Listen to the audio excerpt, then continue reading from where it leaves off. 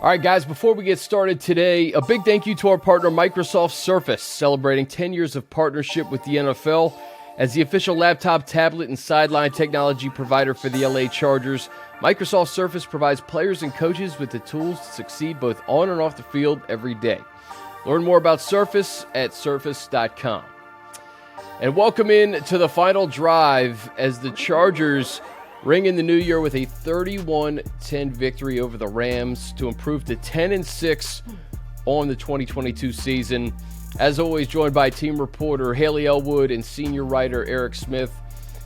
And guys, I felt like this was one of the most complete wins of the season. When you talk about the way the defense has played the last 4 weeks, they showed up again yesterday. And the offense, 31 points, Hayley. The second time that they've scored over 30 points this season. And it was a pretty balanced attack. Yeah, that was exactly what I tweeted after the game there. Pretty much towards the end of the game, that it felt extremely complete. And there were a couple people who chose to beg to differ, and we'll get into some of those like little nitpicky instances. But I do think you saw it from all phases in this one. And I think this is what, as I tweeted, what you want to see as this team finishes out the regular season and gets into January. Yes, the rushing defense wasn't superb and they gave up their yards. Yes, it was the Rams. But what more do you want at this point? You know, you have to play who's on your schedule. You win by double-digit scores. You put up 30-plus points, which you said hadn't been done since earlier in the season. So you're doing things that you want to see get done. We talked a lot last week about the run game getting going for the Chargers and the emergence of Mike Williams needing to kind of come out, and you saw that in this one. And I think Both checked off. I think we've talked a lot about Mike Williams in that one phrase. He is sort of the straw that stirs the drink on this offense in terms of the fact that he makes plays that really no one else can make. Justin Herbert has insane trust in him a lot of times, and I think as we have watched Mike Williams over the years, it's been a lot of like, throw it up, go get it, come down with it, those 80-20s, as we like to say. But he is now making catches that you can't even describe. Like, you just see in the moment, you're like, he got his feet down in that instance. It's just absolutely insane. So as I said, I think, yes, there's still some things that you want to see cleaned up, but at the same time, what more do you want from this team right now? They are playing at a really high level. This was a game where all phases were clicking, and like I said, it's what you want to see with one more regular season game left to go. And now, you're pretty much locked into the 5th seed. You win next week, you're the 5th, and that's a really good position to be in too. Yeah, so much to dive into with that answer, Hayley. We'll start with Mike Williams, 7 for 94. And we talked about getting Mike involved. You can never have enough 81 in the offense. And he's made some ridiculous catches in his years. We've seen so many of them from his rookie season to present. I thought that was the best catch I've ever seen. And he said he's probably had better, and he's probably right. But 7 for 94, I looked this up yesterday. When Mike goes over 100 yards, he was 6 shy yesterday, but when he goes over 100 yards, the Chargers are 8-4 in those games. And those 4 losses were all decided by 3 points. So the win probability, Eric, when you get Mike Williams involved, very high for the Chargers. Yeah, and I we talk about our tweets, Hayley. I tweeted in the first half yesterday that it feels like every Mike catch goes for 20 yards. And it's not like he gets like a 5 or 6 yard catch. Like, all of his catches are big plays. And I would agree completely with what you said, that he is kind of the guy that makes the offense go. I think when we saw him out in that middle portion of the season, that's really where it was sort of a grind for the offense, and they really had to struggle. I know Keenan was coming back, but you just lose like a big play guy. And yeah, Chris, that catch he made yesterday, I didn't even know what to say. I mean, that's probably one of the best catches I've ever seen. I've never seen it. Let alone like being. No, yeah. It was incredible. And what's great is, like, if you rewatch, I went back and watched it after the game. I kind of wrote about it, obviously. It happened right in front of the Rams sideline, right in front of Sean McVay and Eric Yarber, who's the Rams wide receivers coach. McVay has a great view. He never even thinks about the challenge flag, right? Because he's right there. But I thought was great was that Yarber, that's the Rams wide receivers coach, calls out to Mike after the play and, like, gives him a thumbs up, like, hey, that's a great catch. Like, at that point, all you have to do is just, like, tip your cap to the guy. Because, like, total respect, one of the best catches of the season by anyone in the entire league. And yeah, when he's on, the Chargers offense is on, and hopefully we can kind of keep that up heading into the wild card round. Yep. And the running game, what can you say about Austin Ekeler? He had a 71-yard rush week 5 against the Browns. That was a career high. A 72-yard touchdown, a new career high, 161 total yards. And, you know, I joked with him after the game about the Pro Bowl and all that stuff. And he said, you know what, we have our eyes on another bowl, and that's the Super Bowl. So, Austin, we talked about the running game and getting that going, Hayley, but I want to give Keenan Allen some credit on that block that he had. And it was perfectly blocked from the offensive lineman to the tight ends to Keenan. But that final block to spring Austin for the touchdown, that's just another example of the value of Keenan Allen. You know, he's a chain mover, but, you know, when you see these guys on the field together, we're not just talking about Keenan and Mike making plays. It's Keenan's, like, willingness as a blocker and everybody buying into getting the running game going. That's what they did yesterday. Well, and like if you want to talk about the passing game, who caught the touchdowns yesterday? It was Gerald Everett and Donald Parham. Yeah, so it was all over the place in that regard, but in a good way. But no, you're right. I think it's so hard for me when we talk about Keenan Allen, when people still describe him as underrated and underappreciated, because he had a streak where he made 4 straight Pro Bowls, 5 straight Pro Bowls, whatever it was up until this year. And so he was getting the recognition in that sense. I do think that there are elements of his game that remain underrated. And I think the blocking is certainly one of those things, because we know what he brings as a receiver, as a pass catcher, but to still unselfishly, in a way, do the quote unquote dirty work in order to benefit the team. It's great. It's great to see. He's, you know, in his 10th season now. Not every guy does this. Not every guy cares about this type of stuff, but he certainly does. And I think you saw that effort yesterday. And I think, you know, just kind of looking back at some of the quotes that Brandon Staley had after the game from the offensive standpoint, you know, he talked about it being a step in the right direction, but every week they're now looking at these games like steps. So we expect to take a bigger step next week and a bigger step the week after that in the wild card round. And so I think, again, as we sat here last week and talked about the Colts game and talked about things that we want to see, they kind of checked those boxes. Like you said, they did these things.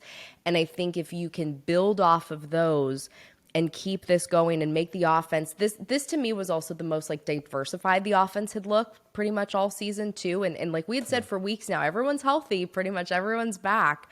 But you saw them reap the benefits of that. And so I think whether it was the ground game, whether it was the contributions from someone like Keenan, whether it was the contributions of the tight ends catching those touchdowns, you just saw it sort of be well-rounded, diversified. And again, as I've said before, and I'll say again, that's what you want to see right now. There's guys that can show up on a weekly basis too. You know, Joshua Palmer, for instance, he only had 1 target, didn't have any yards or a catch. And then last week, Gerald Everett was absent from the stat sheet. But Donald Parham last week had a big gain called back due to holding. You get the tight ends involved this week. Parham and Everett with the touchdown each, as you mentioned, Hayley. And I think we also spoke about Jalen Guyton and his absence last week on the podcast. I feel like, Eric, the emergence of these tight ends could be quite a big part of the game plan moving forward, especially as you get into mid-January. Everybody knows about Keenan and Mike and Austin, but getting those guys involved, especially in the red zone, that's another dimension that I think we saw from this offense against the Rams. Yeah, that's a good point, because while we've hyped up, you know, Keenan and Mike on this podcast, and they are tremendous players, it's going to be tougher in the playoffs to make those kind of catches and go over 100 yards, because the defenses are probably going to be better than what we saw yesterday against the Rams and against the Colts. And in order to win, you know, you're going to have to kind of spread it around, I think, a little bit more. And you're right. If Gerald can get involved, if Donald can get involved, that just makes the offense, I think, the passing attack more balanced.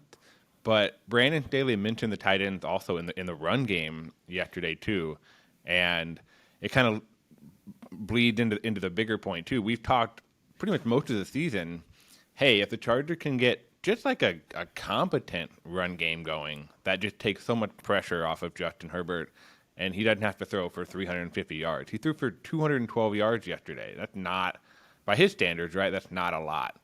But he was efficient, he completed 75% of his passes, 2 touchdowns, no picks. I think no sacks. That's a big stat too. It was just a complete performance, but it was a balanced performance. And I think when you have that, everyone is getting involved. That's receivers, running back, tight ends. And it's good to see because, like I said, we had kind of been waiting for this game. I think the offense had been waiting for this game. And it was good to have it because, like Hayley said, you have it, you build off it, and then you really get ready to go in I guess, next week, 2 weeks, next week. Hayley, before we get into the defense, I want to bring up something that you said. You can nitpick, and I'm sure you had people nitpicking about different things throughout the game. But let's just put some things in perspective. With all the injuries, they're 10-6, the second 10-win season by this organization since 2010. So I'd say it's a heck of an accomplishment when you talk about the last 12 years and what they were able to do this year with so many injuries, the way they're playing, and yes, the last 4 games, most of those teams, probably all those teams, won't be in the playoffs. That's okay. You play who's in front of you. The defense is averaging 11 points allowed over the last 4 weeks. So you can nitpick about different things, but I'm not sure what you want from a team that was depleted by injuries all season long. They didn't have Derwin James again yesterday defensively. They still allowed 10 points. Yeah, that's my point.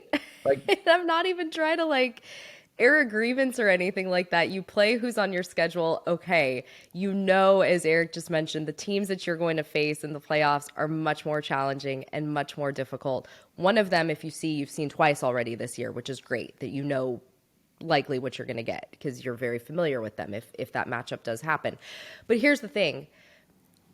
They're playing complete football right now, and they've been able to overcome so much. And again, I think a constant, and I know he was dinged up at one point this year, but thank goodness Justin Herbert's injury in week 2 wasn't as severe or, just again, as severe as it turned out to be because he never missed a game. He was able to weather through the storm and now looks to be pretty much physically okay and all of that. And so, if that injury in week 2 was much more severe, if we're talking like a cracked rib or something like that, you're looking at a different team. You are looking at a different team with a much lower record than what they have right now. So you've been able to weather through it. You've been able to figure it out. Overall, the majority of teams that they have played this year are not great, but it's who you play. It's who's on your schedule, and you got a ticket to the dance. So you held an opponent to 10 points. Yeah, you gave up 166 on the ground, but like you said, you held them to 10.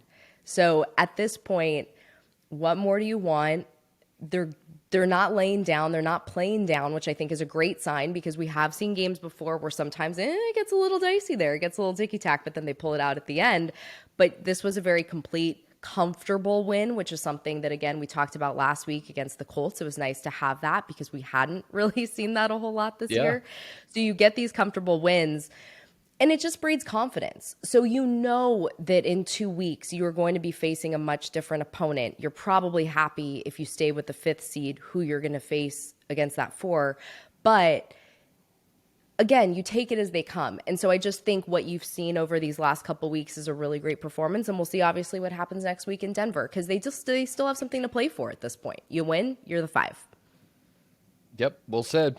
And you keep getting guys back. And one guy we saw back, Eric, Joey Bosa, and while his stat line wasn't eye-popping, he had some great rushes out there, as Braden Staley said, and it was just good to see him out there and actually play in a football game before it gets real in mid-January. Morgan Fox says Joey means everything to the defensive line, and seeing him on the edge on the other side of Khalil Mack, it was fun in week 1, in the first half of week 2 in Arrowhead, and obviously, Joey goes out in week 3, but you're starting to see what that pass rush can look like, especially with the way Morgan Fox and Kyle Van Noy have played in December and January.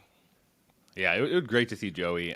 Even like we kind of said the last few weeks, no one expected him to go out there and play the whole game, and that's not where he's at right now physically. He only returned to practice. He only had 2 practices before he got back out there. And he played, I think, about half the snap, which is kind of on track probably with what I thought he was going to play. But just like his presence alone, you know that teams have to account for him. But you are just so right about Van Noy and Fox. Like, those two guys have really come on in the last month. And I'd maybe put them like in the unheralded like MVP conversation of the team, because without them, like, maybe this like resurgence on defense in the last few weeks doesn't happen. I think those two guys have played such a big part in that.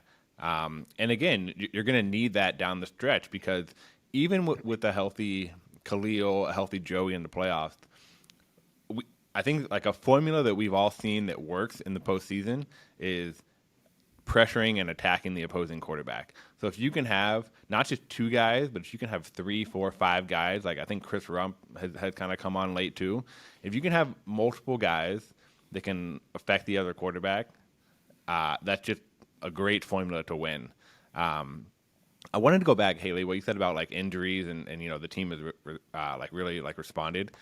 I was kind of reading some quotes, and this isn't like a shot at the Rams, just like reading some quotes that like some Rams people were saying after the game. And they're like, yeah, we had some guys go down. It's kind of been the story of our season. And there's been a lot of teams who have been affected by injuries, all year.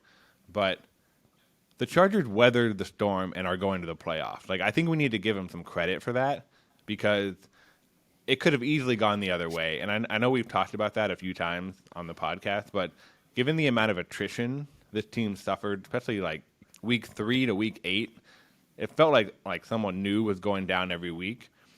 The fact they're 10-6, to me, it's just like a remarkable coaching job by Brandon Staley and his staff. A remarkable job by the players for sticking with it and finding a way to power through and grit through when you're missing, it feels like a third of your team at one point. Because like this could have easily been like 8-8 right now, and we'd be trying to fight for the 7, or 7-9, and you just missed the playoff. That's something that could have easily happened given all the circumstances of this team. So yeah, like I know we have like the shout out part of the show. I just shout out to the whole team, I guess, for being 10-6, because that's like a hell of a job. That's all I want to say. Well said. Hayley, the Rams and the Chargers, this battle for LA. I got the vibe. I don't know if you got the vibe. I got the vibe that it didn't really matter that much. Like, yeah. You know what? It's another team. Like, they're focused on the playoffs.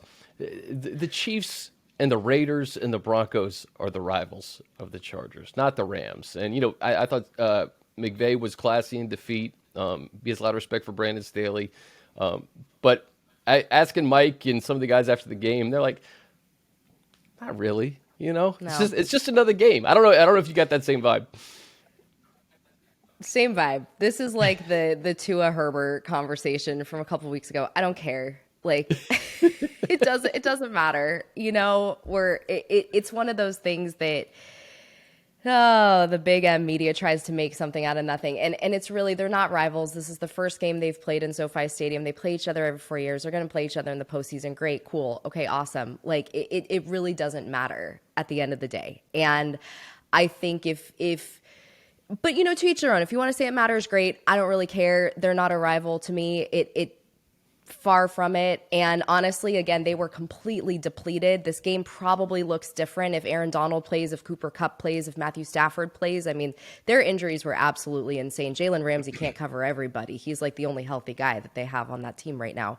And Cam Akers, the resurgence he had. But it just didn't. Yeah, the vibe wasn't there. It didn't feel it, and they've been out of it for a couple weeks now. And whatever they did to Denver and ate for breakfast on Christmas morning, congratulations to them. But, it was a different game last night. But it is what it is. The competition's in the AFC. The competition's in the AFC West. The Browns are probably more of a rival to the Chargers with how those games have gone over the last couple of years than the Rams at this point. I just don't care. I think both teams can exist in their own little worlds, and let them. Fine. Just let them do their thing. That's right. 10-6, the Chargers, Eric. The Broncos, Week 18. And I think what's unique about this is that the Saturday games, right? The Chiefs and the Raiders, right? The Chiefs potentially, depending on what happens on Monday Night Football, I think you're watching this game tonight very intently if you're the Chargers. And then Saturday, like if the Chiefs have an opportunity to wrap up the the 1 seed on Saturday, that's going to, I think, dictate what Ravens Bengals is going to look like. And then, if the Chargers stay in the 5 seed, they're going to know who their opponent is going into the Broncos game, right? It's either going to be Tennessee or Jacksonville who play on Saturday night. So I just wonder, what do you think? We're going to hear from Brandon Staley later today and throughout the week, but what do you think the team's approach should be going into Week 18, trying to balance staying confident and keeping the momentum going, and also, of course, staying healthy? I think they just have the same approach that they just had in Week 17, which is show up, dominate the opponent, take the starters out in the fourth quarter. I think that worked brilliantly yesterday. I would agree with you guys. The vibe to me wasn't the Battle of LA. It was, hey, we're here to win. We're here to be up by 20 points in the fourth quarter, get the job done, put Chase Daniel in, and then let guys rest in the final second half of the fourth quarter. And I think that's a good mindset to have again, because I think given where all we've talked about so far on this podcast, you definitely want to keep the momentum going. I don't think this is a game where you sit people completely, right? And then you kind of lose what you're building in all 3 phases. I think you got to play guys. Maybe you treat it like an extended preseason game where you play guys 3 quarters and kind of see where you're at. But again, you have to win the game to get to 5. You can't play half the game and be like, okay, that's enough, and then something crazy happens and you lose and you get to 6. That's why I think you play to you not to borrow Herm Edwards, but you play to win. And I think Brandon Staley kind of hinted at that last night too. He's like, we're trying to go as high as we can, because again, if you get to 5, then you play the winner of the South at the 4. And then you got to play probably the 2, right? The 2 or 3. Anything to avoid anything to make it the easiest path possible. And that's what kind of Brandon Staley said last night. He's like, we're trying to go as far as we can, go as high as we can. But if you got to play the Chiefs in the second round, that's probably not where you want to see them. You probably want to see them in the AFC title game if you can get that far. I just think just win, try to create the easiest path. And for me, that's playing guys all or most of the game in Denver. Yeah. I think you play to win. I also think that this team shouldn't really worry about who they're going to play in the playoffs, because you're going to have to go through Kansas City, Buffalo, Cincinnati, whoever. If you want to go to where you ultimately want to go, and that's Glendale, it doesn't matter where you start. You could say maybe it's an easier path to play the South team. Well, hey, I know Justin Herbert was hurt and there was a ton of injuries in week 3, but Jacksonville put it on the Chargers. Tennessee plays this grinded out game. So, there's no gimmies in the playoffs. So yeah. I'm kind of of the mind of, you know what, like Brandon Staley said, play, get as high as you can. But at the same time, if somehow you're stuck with the 6th seed and you have to go to Cincinnati, I think this is where you have to kind of harken back to last year, right? This team with a lot of the same guys on offense, and I know there's a lot of moving parts on defense, but they beat Kansas City in Arrowhead last year. They went to Cincinnati and beat the Bengals last year.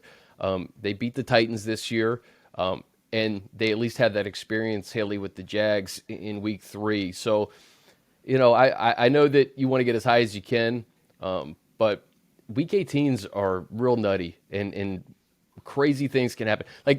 How about the Packers, Hayley? 4-8, 8-8 now. They win, they're in. Yeah, it's wild. The Packers and the Patriots, I think, in the AFC control their own destinies at this point to that 7th seed in both conferences. I'm going to get on my Weather Channel box again and just talk about how I want this team to play in the cold. I just do. And it's supposed to be, I'm looking at the Do you have the forecast right now. up? I got the forecast. Okay, good. I don't have my I was green screen. Weather Channel box. Do you need a green screen? I wish I had one. This is like Erin Andrews always talks about this a lot. Like her dream job is to be like the weather person on like the Weather Channel when in the middle of the hurricane, like out there, and it's hilarious. I don't have that high of aspirations, but you know, there's something fun about it. Anyway, 43 in Denver. That is the high this Sunday. warm. We are looking at a low of 19. This team, I said it last week, I'll say it again. They have not played in the cold all season. And look, you're probably not going, if you finish with the 5, you're not going, if it's Jacksonville, it's not going to be 43 degrees there most likely, but you know it's coming later on down the road. And I just think it sounds, again, I said it last week, so stupid to say, but I really would like them just to have the experience and the feeling of it because you know that's what's coming. And this is a team that, yeah, plays in Southern California, essentially indoors because there's a roof on the place. The sides are exposed. We know the SoFi structure. But I just want to see it. And I think that experience, it's like, hey, here's your game. Like, this is what it's going to be like playing in the cold. You haven't done it all year. At least get out. Like, Eric, to your point, if you can get up and then rest guys, that's phenomenal. That's fantastic, just to give them a little bit of a break. But there also, as we said, there's something to play for in this game, just like there was something to play for this past week. It's the Jacksonville vibe of like, we're not going to rest guys. We're not going to, you know, we're keeping it going. We're keeping this train moving. We're not subscribing to the, hey, we're in and now we're going to kind of take a seat back, because that's not what this is about and what a mentality should be about. But I do like the fact that they are going to go to a cold place this Sunday. And Denver's weird. Their weather changes all the time. Could be higher, could be lower. But if we're looking at the low 40s right now, I think that's a really good barometer, no pun intended, as to what's to come over the next few weeks. This should just be a weather podcast from here on out. I bring the jokes, guys. We got to keep it light here. Love it. Now that we've hit the playoffs, we'll have a Doppler 3000 with Hayley during the wild card round and every round moving forward. But hey, do you remember? And Eric, I'm sure you remember this too. 2018, when the Chargers went to Baltimore, it was like it was like seasonably warm in that wild card game. The next week, it was one of the coldest atmospheres I've been a part of, and the cold is a real thing. It was freezing in New England. So, Eric, you do have to be, I think, cognizant of what the weather could be like in Cincinnati or Buffalo or Kansas City. The thing about this 1 seed, you guys may be listening to this or watching this on Monday or maybe on Tuesday. And if you're watching or listening on Tuesday, you'll know what happened with the Bills and Bengals. But this is still a very real race for the number 1 overall seed, Eric. And there's so much to be determined here over these next 5-6 days. Yeah, I mean, I think that the Monday night game is the biggest game of the year. I mean, and that's like not rare. It's not often, right, that you can say that it's in prime time, it's in week 17, and it's just so impactful. Like, I don't know if you guys use there's a website, Nate Silver's like 538. He has like odds and predictions and stuff, like, and he has like how important each game is. This game is like 100 out of 100 in terms of important. It's just massive. It affects so many. I think it affects like every team in the AFC playoff picture. It's not just the 2 teams playing tonight. Like the Chiefs are affected. Are they the one? Are they not? Obviously the 2 teams playing, Baltimore is affected. Even like the AFC South, like it's going to affect them somehow too. And obviously it affects the Chargers, based on how we could play it out as well. Yeah, it's just such a fun time of year. And it's so great that we're going to the playoffs because it's fun as a fan to kind of watch from afar and like say, oh, well, if this happens, this happens. But when you're in it, and I know we've all been in the league for a long time, it's just like, it's such a fun time of year. It's so exciting. And yeah, I love it. Hayley, before we go, I think we always kind of like briefly touch on it on these final drives, but just shout out to the special teams again, man. Every time I see Cameron Dicker trot out there, there's like this sense of confidence that kind of I think radiates on the sideline among the players. Like this guy, he rolled up halfway through the year, kick a 40-yarder, no problem. It seems like that spot specifically has been such a thorn in the Chargers side. And it's not just, when I say special teams, it's not just Dicker. It's what Ryan Ficken has done with this unit. But I feel like we need to remind ourselves, and, I'm sure the fans see it. Special teams has been such a sore spot with this team, and it's been such a bright spot in 2022 and now 23. Yeah. Chris, I brought this up a couple podcasts ago, but I'll bring it up again. But there's that one training camp practice where you, Matt Money Smith, and me were standing around and we were like naming all the kickers this team had been through. Little did we know that this season would add 2 more names to that roster, if you will. But it really is like a weird thing in a sense for that side of the ball to be completely flipped and have a really, really positive impact.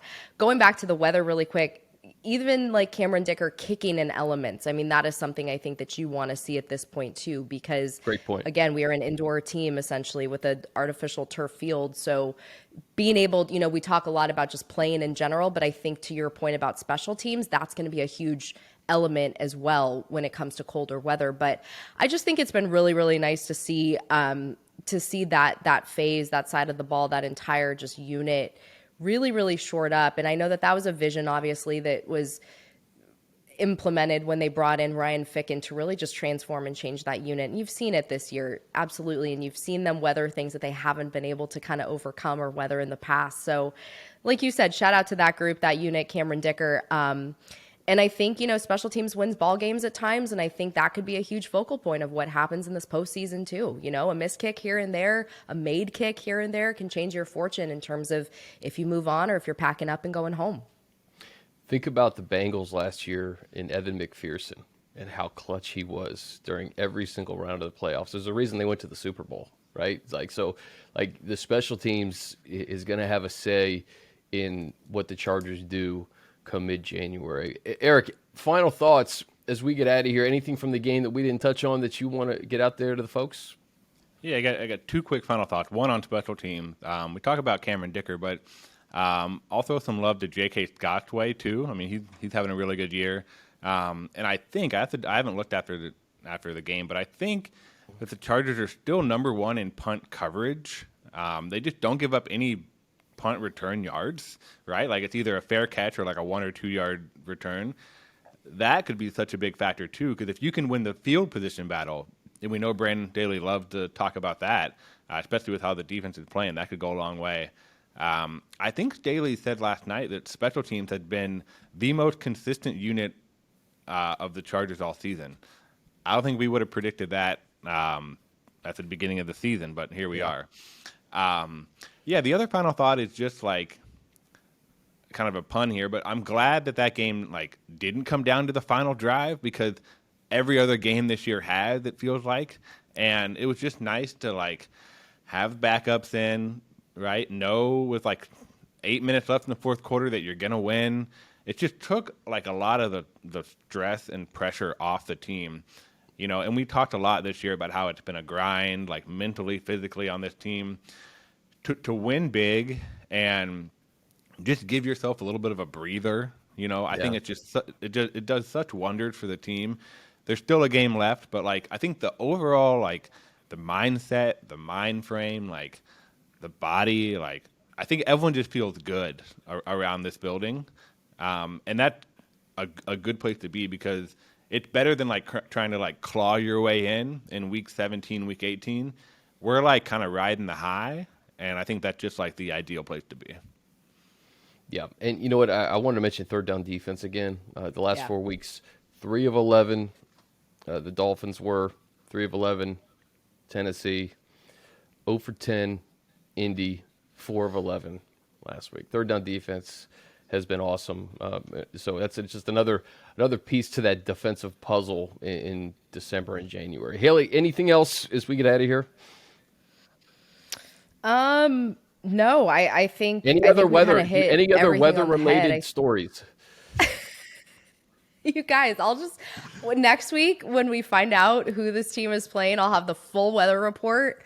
We'll pull it up on the Microsoft Surface here, and we'll just we'll check it out. Yeah, maybe this is my second act in life. Maybe this is what I'm going to do. No, I'm just kidding. I think I think, again, it was a really complete game. It was a really comfortable win. I do want to make a joke talking to Morgan Fox after the game and asking him about Kyle Van Noy, and he calls him the old man. Like, I just think it's a really funny thing that's been happening all year with this team. But you've also seen, and we touched on it really briefly earlier, but the free agent acquisitions that this team made in the offseason really paying dividends right now. And I think one of the things when we talk about comfort, I'll leave it on this note that Brandon Staley talked about Kyle Van Noy specifically and how he was really in one system pretty much virtually his entire NFL career. And now he's got the comfort in this one. And I think we've seen that. I think that we even talked about it last week. Like, the defense played so well against the Colts. Yes, I know it was the Colts, but just the fact that different guys were playing so well, and maybe they just now feel like they've kind of mastered it. I don't know if things were simplified, but there is a comfortability that sort of had to kick in, and there were a lot of new faces specifically on that defensive side. So it's good to see those guys playing really tight, playing really well, and you hope to keep it going. Next week we'll have wind chill, precipitation percentage, everything you need for the wild card round. For Eric Smith and Hayley Elwood, I'm Chris Hayre. This has been The Final Drive. Happy New Year. We'll see you next week.